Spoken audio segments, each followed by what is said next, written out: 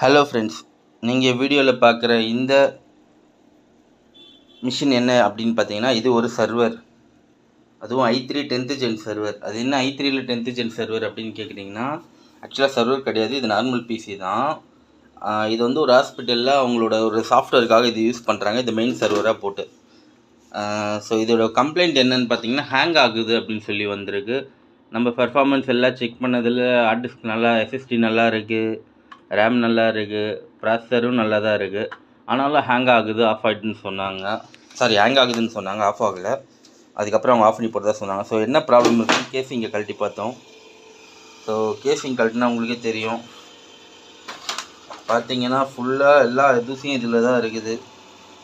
சரி, கீழே இருந்தால் பரவாயில்ல. இந்த ஃபேன் பார்த்தீங்கன்னா தெரியும், ஃபுல்லாக பிளாக் ஆகிருக்கு. அது இப்போ சிபியூ ஷட் டவுன் பண்ணிட்டு காட்டுறேன் பாருங்கள்.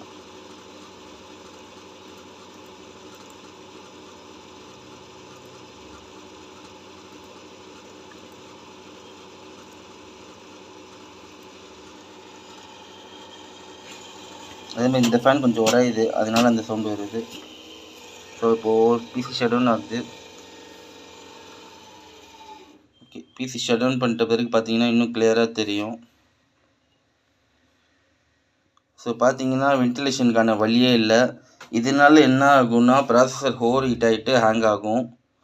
ஸோ சிஸ்டம் ஹேங் ஆகுது அப்படின்னா நமக்கு வந்து ப்ராசஸர் அப்கிரேட் பண்ணுறதோ, ரேம் அப்கிரேட் பண்ணுறதோ, இல்லை ஹார்ட் டிஸ்க் கம்ப்ளைண்ட் செக் பண்ணுறதோ அப்படின்னு இருக்காது. இந்த மாதிரி இருக்கும்.